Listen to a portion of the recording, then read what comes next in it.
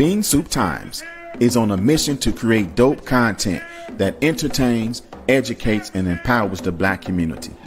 We keep our ear to the ground, we ask, we report to you. We help Black people to share their message. We promote real dialogue. We provide a platform to help give voice to the voiceless. We educate you on how to shop smart. Our passion is to inform you about Black events, businesses, organizations, and entertainers. We are Black owned. We are Black Chicago. We are the award-winning Bean Soup Times.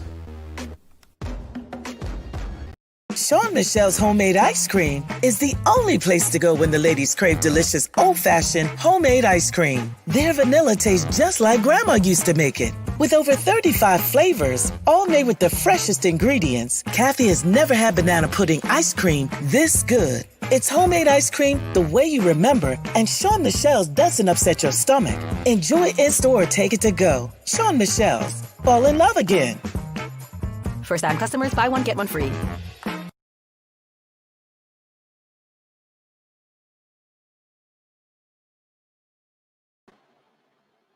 Greetings, my brothers, my sisters. What's going on today? Today is August 31st. And man, so excited and happy to be on the top side of the earth today. We want to welcome everyone to the Toure Muhammad Show. I'm your host, Toure Muhammad. And man, as always, we have some great people, some interesting people to bring to our show today. And today is no different, man. We're going to be talking about the neighborhood opportunity fund with a brother who knows the ins and outs of it and knows how to get you that money. All you got to do is follow his instruction. So Britt Savage is going to be coming on in just a second. But I want to tell you something that was funny today real quick. I got a message from Roland Martin, the incredible, the great journalist.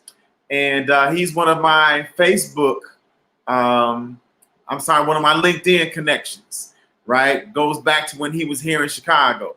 So I have an assistant that really has been going hard in the paint in my social media, in my LinkedIn. And so she's been telling people about our publicity training. And she reached out to him and asked him, did he want to get some of our free publicity training? And his response was, you want to give what to who? And that just tickled me, man. That was so funny to me because obviously he does not need publicity training. And but the fact that he thought it was me reaching out to him and saying it directly, that just tickled me so much. But anyway, man, I don't know if there's any stutter going on. This connection is not the best right now, but we're going to see how this moves. We're going to bring our guests in and keep it moving, and hopefully things will be starting up as you all watch. Or they'll, catch up or whatever.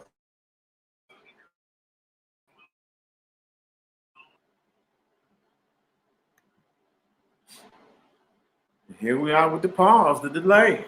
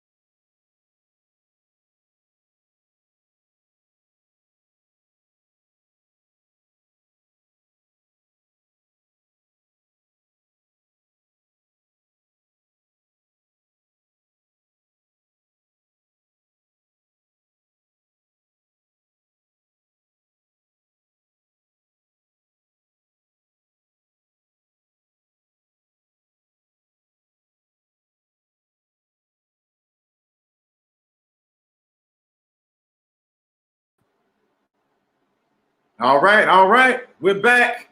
Man, brothers and sisters, it's technical difficulties is messing with me today. We the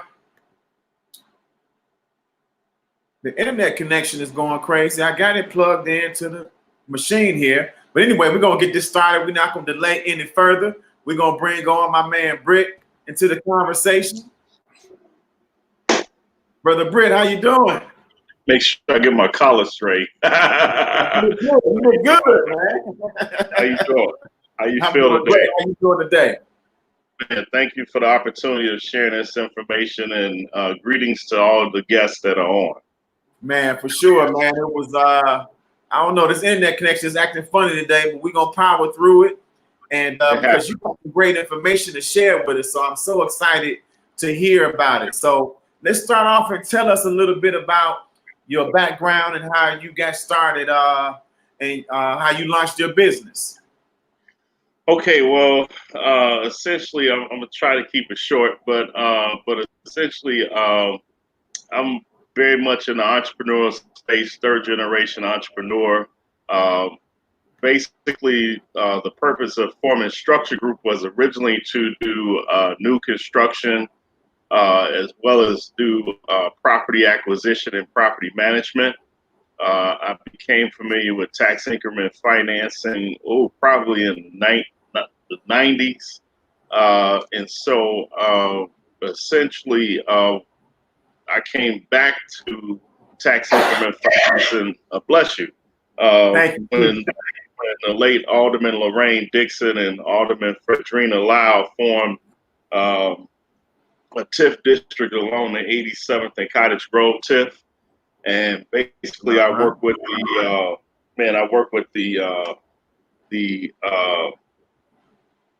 we established the 87th and Cottage Grove TIF Advisory Council.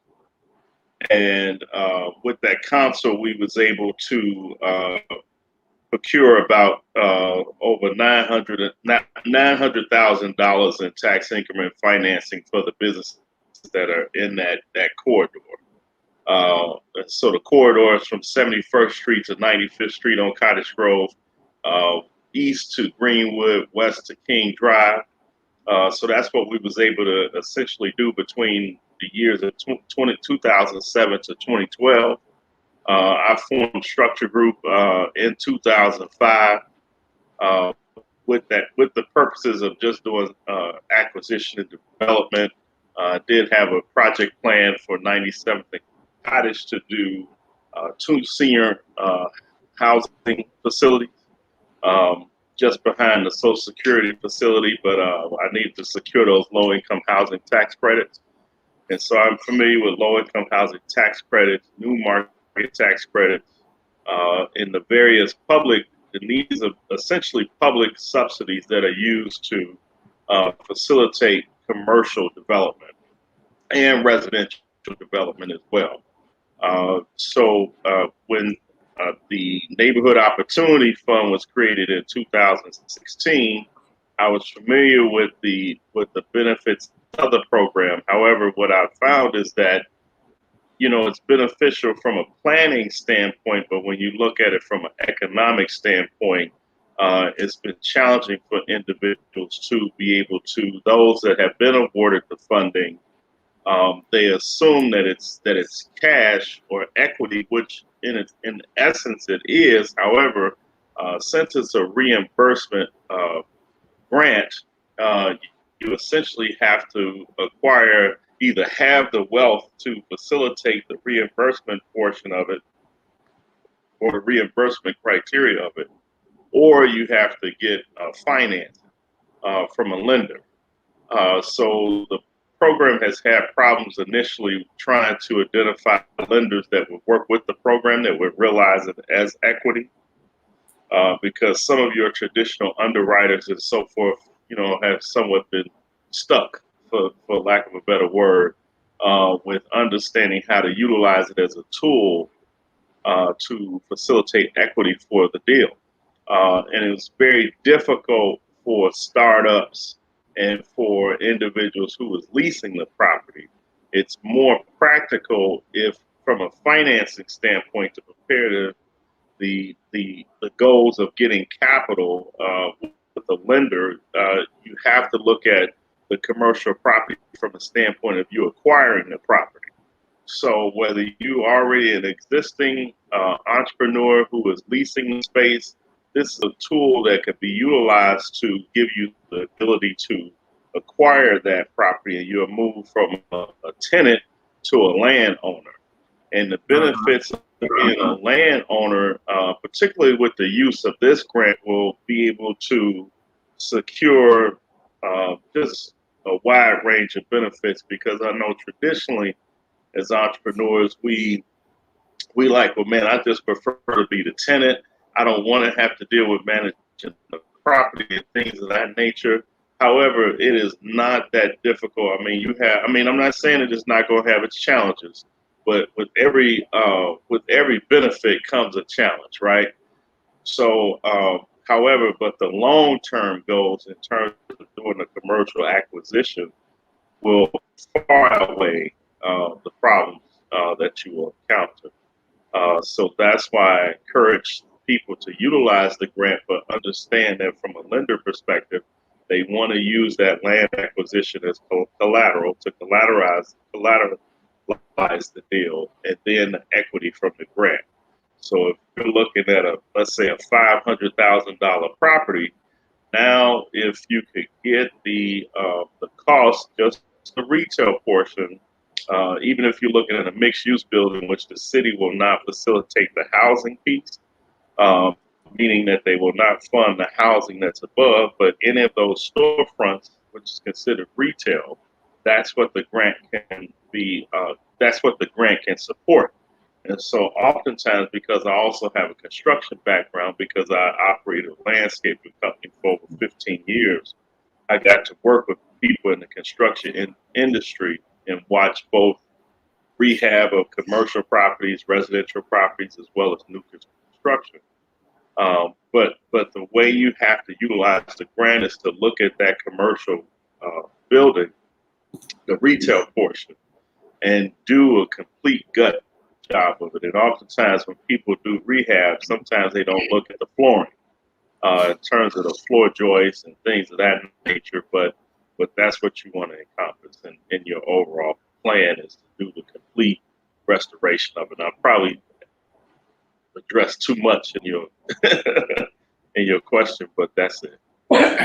Man, but you dropping it though, man. It makes sense, and especially when you talk about what people's misunderstanding is sometimes, because when you come from the nonprofit world, when I hear grant, that means money that you're gonna give me because what I'm doing matches the criteria that you're going to give towards, which is the same principle, but it's never matching funds. It's never that there's going to be something that is going to be reimbursed on the back end. You get that grant money, you spend it, and you ask for some more.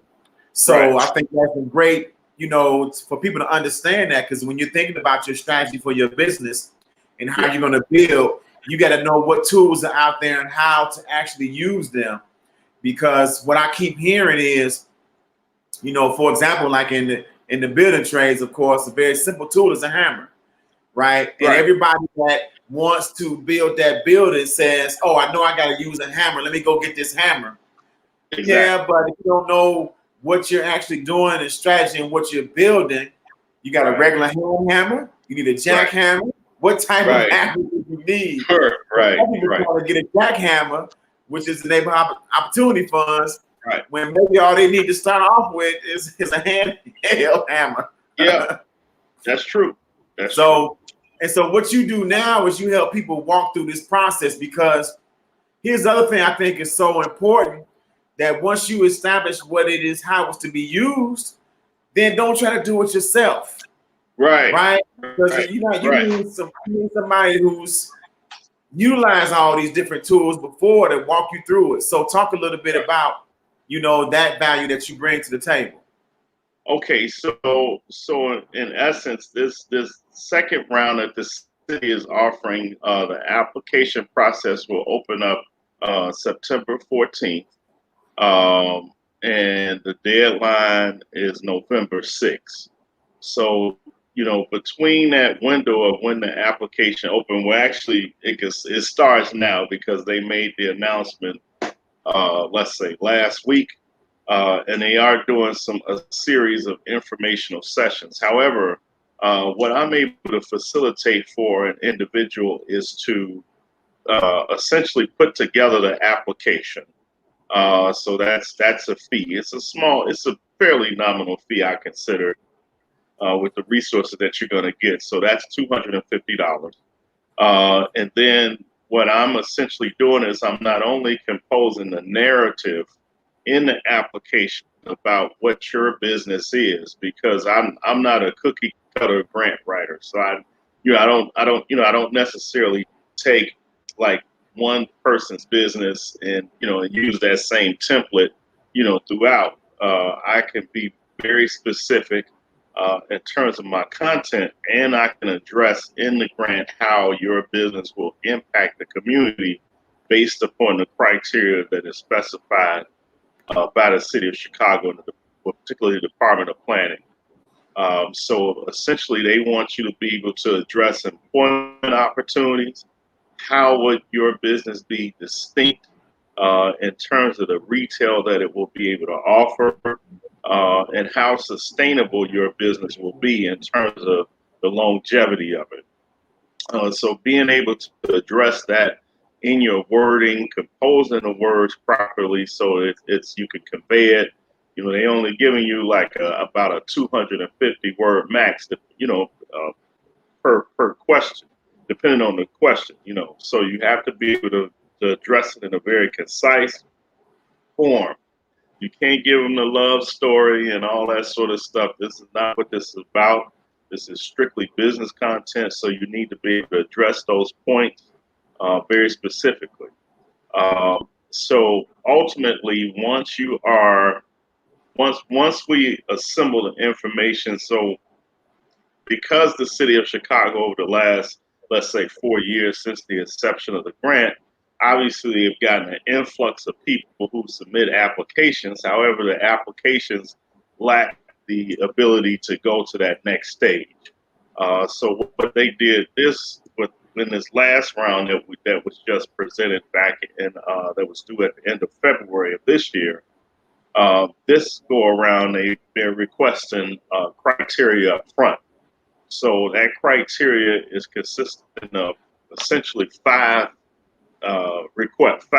documents or five criteria that has to be met. One of them is site control, and site control can be in what I could prepare for you as a commercial real estate agreement to purchase the property, or it could be in a letter of intent to purchase the property. I do have those documents and those templates available that I can facilitate that, so we don't necessarily have to.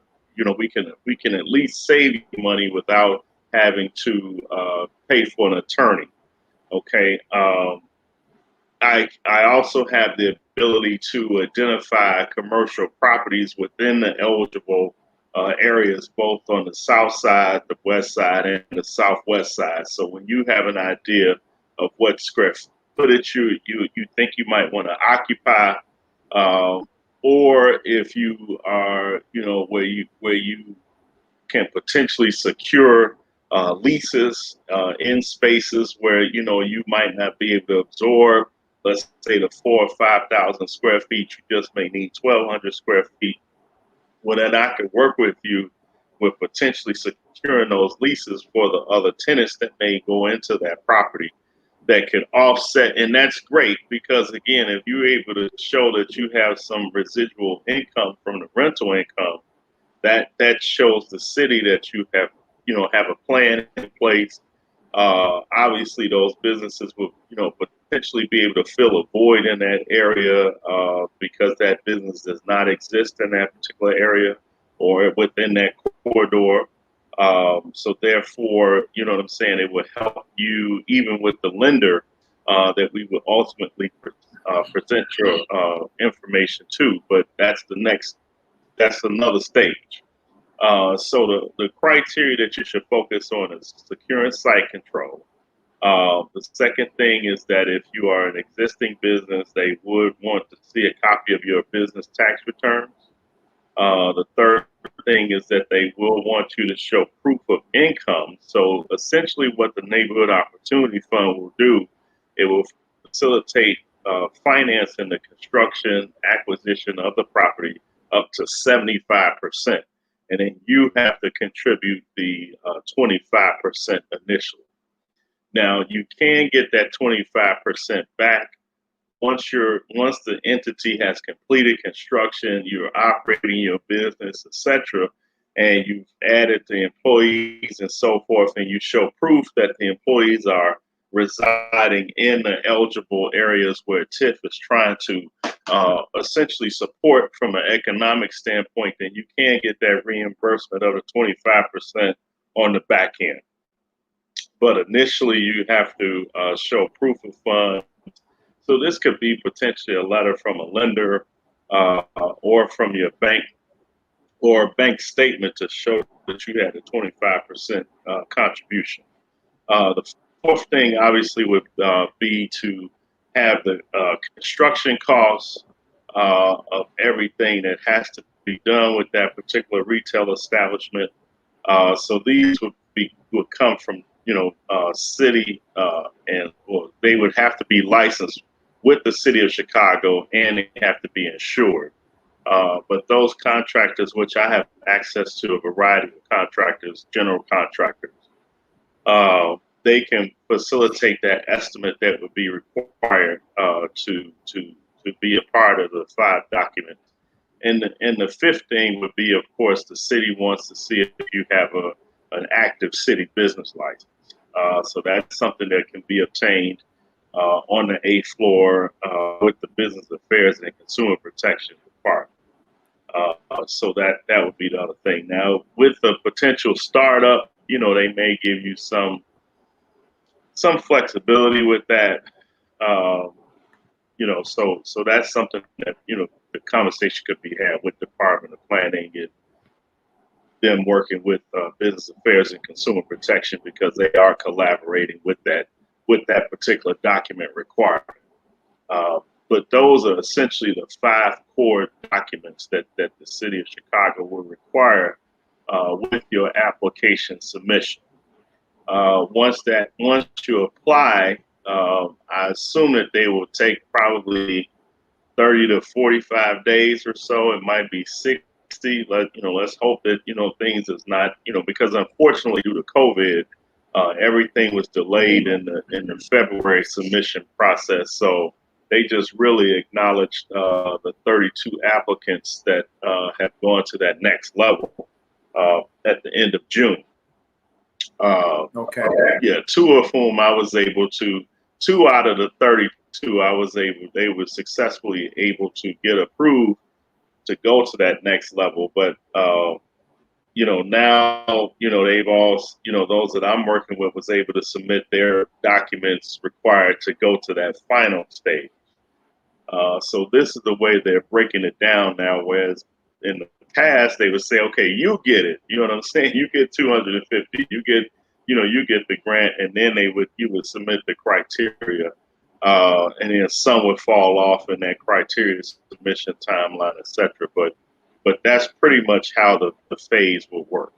And so once right, go ahead. I'm sorry. And see, a lot of people are posting. Linda Perez is tuning in, and Dana Nicole. So of course, their first big question was, when is the process starting? When is the deadline? So I got that going across the screen. Yeah, September 14th, right? Then November 6th is the deadline. Correct. And are there particular areas that may be more of a better climate for getting the funds? I know you talked about some, having some of those outlets and options for people to consider. Yeah. For example, is Roseland is good of a choice? Is Bronzeville? Is South Shore as good of a choice? Is Austin? Right? Does location matter at all? Well, depending on your business and depending on your preference, again, like I said, I want people to understand this first and foremost. Chicago is the international distribution hub for the world. Okay, so any product that has to be distributed to California and New York has to come through the city of Chicago. We have to bear that in mind. So when you look at all these railways, the expressways, etc., take advantage of that. You know what I'm saying? So when you're thinking about your business, whether it's on the south side or the west side, what are the anchors that your business can thrive off of, right? So if you're on the west side, can I sell product or service to perhaps the Illinois Medical District? When you're looking at those hospitals up there, how many people are coming in and out of those hospitals, and not just the learning institutions, but obviously the medical staff, the facility staff, the maintenance, the engineers, all of them have to eat, they have to have services, etc. So, for instance, I had encouraged one of the former applicants of the grant, who I still think is a recipient. He was right there, Damon, and I think it was like Damon and can't recall the cross street. But I had encouraged him with a dog grooming business to promote the business there, with that Illinois Medical District community, to see perhaps if he could pick up the dogs while they go on a worker shift, and when they get off that shift, he can have the dogs done and bring them back to them, and and just coordinate with their work schedules. But it's really just trying to understand how you can look at certain areas and look at what, and Department of Planning has all this information. So, for instance, with the South Shore area, they facilitated a study. With the Woodlawn area, they facilitated a study. And so you can go on the Department of Planning website and you can look at where they have facilitated these studies, or they facilitated what they call QLP, a quality life plan or quality living plan. And so that's how you should strategically align yourself with what's potentially coming to that area, and how your business can complement, what's coming. Okay, I tried to put on the screen. Can you see the screen? Yeah, I can. Yeah. Okay, and it has the program overview. Right. Well, that's the City of Chicago's overview. Yeah. Go ahead. Yeah. City of Chicago. So kind of walk us through this a little bit. I wanted to show this because you sent me this, and it's such a good visual here. Yeah. Now I can't see it on my end, but you can't see it. No, not on my end. I see the questions to the right, but I can't see the follow the overview. And you can, we can go through it. Okay, but so it's not but it ain't moving right. Okay. All right. And that's something that you could email to, the participants, and, of course, if they had some follow-up questions and so forth, they could email me. That's no problem. Okay. But yeah, I would say whether it's on the west side, the south side, or the southwest side of the city. Now, of course, again, if you're in South Shore, Woodlawn, you want to really be able to look at how you can facilitate doing business, let's say, with the University of Chicago. So if you're a restaurant business, how can you look at benefiting from the University of Chicago? You're looking at an employer of over 30,000 people, the largest single private employer on the south side of Chicago. So how can I potentially cater to the University of Chicago? And again, these students are not broke students. So when when you look at the housing that's occurred at 57th Street, 53rd Street, with the hotel plan that they have planned for the Midway Palance. They purchased the jewel from the development team with DL3 and Leon Walker, 61st and Cottage. They just purchased that last year. I think it was late last year, probably early this year, but they did purchase. The University of Chicago now owns that site at 61st and Cottage. where the jewel is. So again, that gives you an idea that they are trying to really ensure that they establish roots. Right. With, So go ahead. let me ask you this, just to make sure that some people are just tuning in and Yeah. I'm getting the gist of the process. Right. Yeah. So the neighborhood opportunity funds, for people who are just tuning in, Right. you fill out the application. Right. Here's some assistance. I'm encouraging you to get with Britt, and so he can walk you through this process for really, that's a nominal fee, a couple of $100, a little bit more than that, right? Yeah. So let's say their goal is they're asking for $50,000, right? Then they get that grant. Then the first thing they got to do is either come out their pocket for that $50,000 or connect with a bank that'll loan them $50,000 so that they can go ahead and complete the building project to get the building ready, and then the city is going to reimburse that $50,000 through the grant. Right, Is that but how it what works? let me break it down like this from a number perspective. Let's say we take 500,000, right? So if the property, let's say, because I don't know too many commercial properties at $50,000, because that's a good example. However, typically that's a commercial property that's going to need a lot of work for the most part, based upon my assessment. However, if we say, let's say 500,000, that okay, either you have the 500,000 and the grant will reimburse you for that cost. The way that I try to look at it to be practical is saying, okay, look, the majority of our people are going to probably need the finance.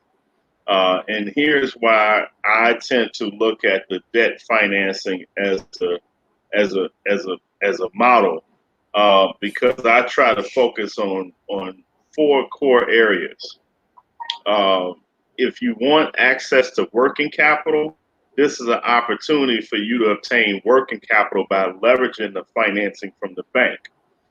So if we take that $500,000, let's say the building is appraised at $500,000. The after repair value, in part, will come from the benefit of having that $250,000 potentially from the grant.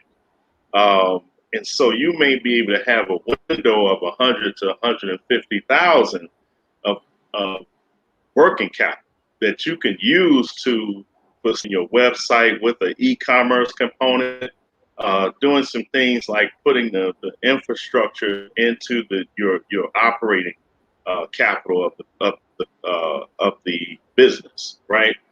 And so this is why it's so important to, depending on the cost, again, because the way the city has structured this, the actual construction cost has to be equivalent to the acquisition cost, right?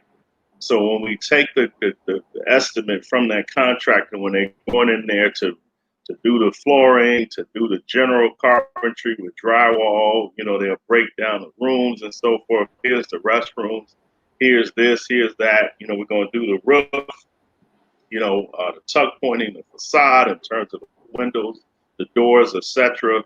When we take in all that cost, and then of course you got to have an architect, so that's the soft cost, because that's how they break it down. They got hard costs and soft costs. So getting back to the numbers, when you have 500,000, let's say the grant will facilitate $250,000. So you'll be financing with the bank $250,000, give or take, your fees, etc. So that's in theory how it would more than likely work. Okay. Yeah, that's the way I've structured, some of the deals that I've worked on. And it could be. Go ahead. Do you find that most of the people who are successful are already in business, or are there a lot of new startups as well? I think that the program is when you try to present this to a lender, it's more practical if you are existing business, if you are an existing business. let's say if you don't have the wealth, independent wealth on your own to support it, or some partnership, like let's say if you don't have the wealth, but you have someone on your team as a startup that can facilitate that equity, or they have the assets or collateral that can be leveraged by a bank, then that's when it's possible for a startup. But if you come into the table with no equity, no cash on hand to really talk about it, it's going to be impossible to get that financing, because again, it's a reimbursement grant. So you have to have the money, whether it's bank financing or from, let's say, a gift from a family member. You have to spend that money and show proof that you have that money. Whether it's 50,000, 500,000, you got to have that up front in order to obtain the reimbursement piece from the grant. And so your contact information, people make sure they get in contact with you if they want your assistance. Okay, so they can email me at structuregroupllc05@gmail.com. Say that one more time. Okay, so it's structuregroupllc05@gmail.com. Man, beautiful. And is there anything we didn't cover? You want to make sure? Oh, here go Chris. Yeah, what I want to let people know is that when you facilitate the acquisition of this property, this is an opportunity for you to begin the steps to generate generational wealth, right? So I can, teach you and show you how to set up a succession plan, once you are successful with the acquisition. And so creating that succession plan in terms of how that property or what have you will be able to be passed down from one generation to the next. Again, I want to stress that this is an opportunity for you to obtain working capital for your business. And the other benefit of the grant is that you will be able to obtain a property tax rebate. So it does have that property tax rebate incentive for 10 to 12 years. And this is something that is not shared that often, that it should be shared more often, because that's good news. That you can, again, take that 10 to 12 year property tax rebate, and now you're able to move that from the expense column to a revenue column, and that is how you can maintain a net income as opposed to a net loss for your business. Yes, sir. Man, beautiful. We definitely know a few businesses that have benefited from it. There's some on 47th Street right now with shop shells, homemade ice cream, and right. So Savor, I believe. We've seen some dynamic businesses get more assistance and support through the program. Right, and so they was able to benefit because they was in part able to. The developer was able to utilize their NOF approval, and the developer, in essence, was able to be that equity partner, so to speak. You know what I'm saying? And that's a great example that you have posed, that for a business like that is a situation where you could be a lease E, and the lease or could be the actual qualifier. So sometimes in some situations with some of these property owners, they may want to do a lease to own transaction. That property owner may have the equity contribution to come in and, facilitate you being able to leverage that NOF grant.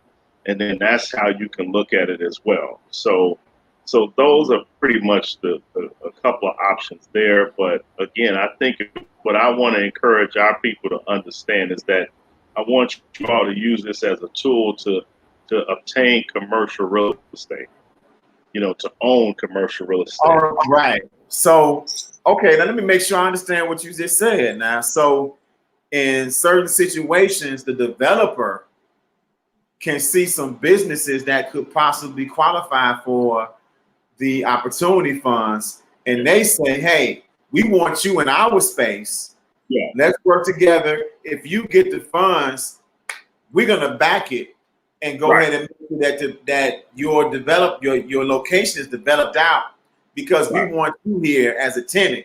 So Right. that's beautiful. Yeah, so that's what you see happen with that Rosenwald project, with Trey with Sip and Savor, and then Sister Muhammad with Sean Michelle. Yeah. Yep. Man, that's beautiful. Okay.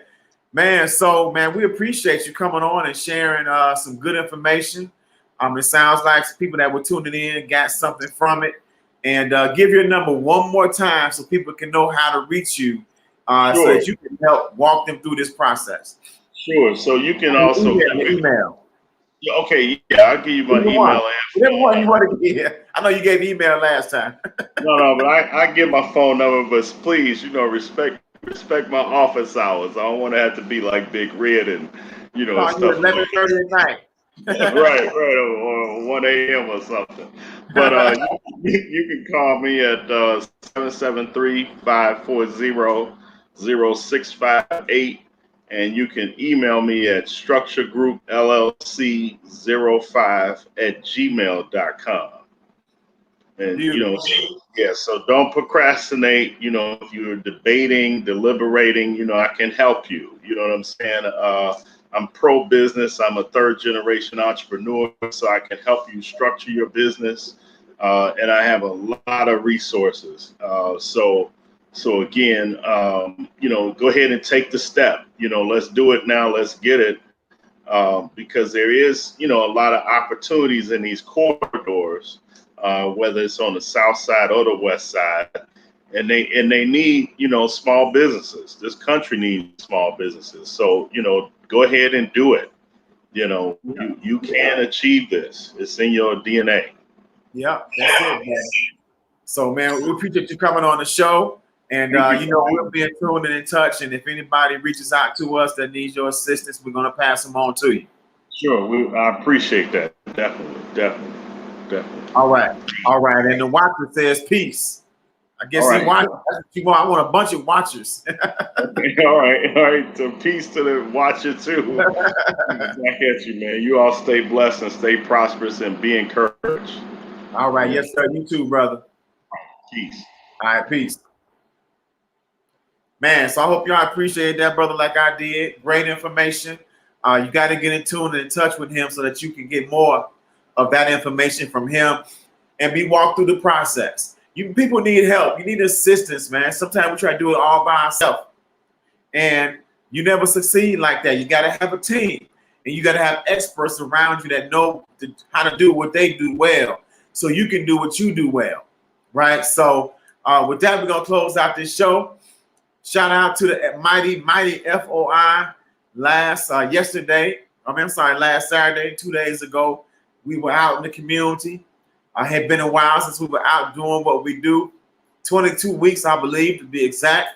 And so we came out in full force, man, all over the city to share a message of upliftment and self-improvement and to let people know that, man, we are not being forsaken, that there is a deliverer for us. God has come for us.